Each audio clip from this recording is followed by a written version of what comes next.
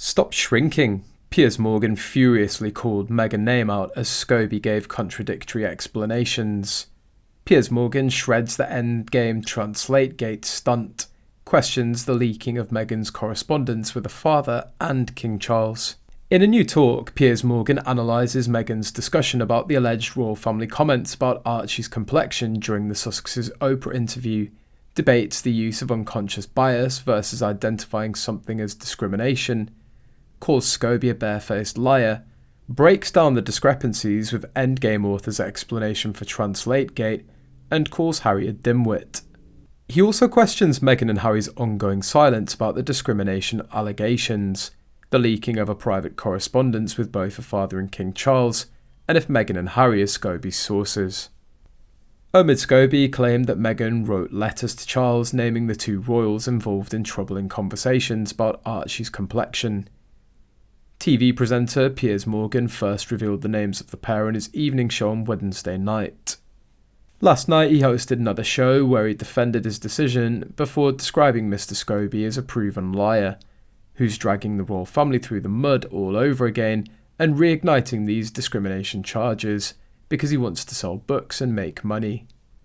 In response to Mr. Scobie saying he was frustrated, Morgan also tweeted, "Must be very frustrating when some random person in the Netherlands decides to insert passages naming and discriminatory shaming King Charles and the Princess of Wales in your own book, and you have no idea how that happened."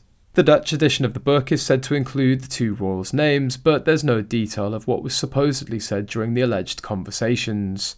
Mr. Scobie has provided no evidence to back up the claims. Moreover, Piers Morgan has also slammed Omid Scobie's claims that he called for Meghan Markle and Prince Harry to be burned alive. Not sure about British libel law, but no one would sue Piers Morgan. He was reporting the truth. They'd sue Scobie. Identifying the individuals in Omid's book on TV is a calculated move by Piers for sure. Now his name is front and centre when discussing this topic instead of Scobie's name. It's his way of getting more publicity for himself while damaging Scobie's ego. Piers is counting on the fact that when you damage the ego of a narcissist, they react. He's provoking Meghan with hopes that she reacts in a way that he can use against her. It's a chess move. It comes as Omid Scobie's been caught out following a live television interview where he discussed when Prince Harry and Meghan are first mentioned in his new royal book Endgame. The controversial book takes a deep dive into the royal household's relationship with the press as well as the alleged infighting between members of the royal family.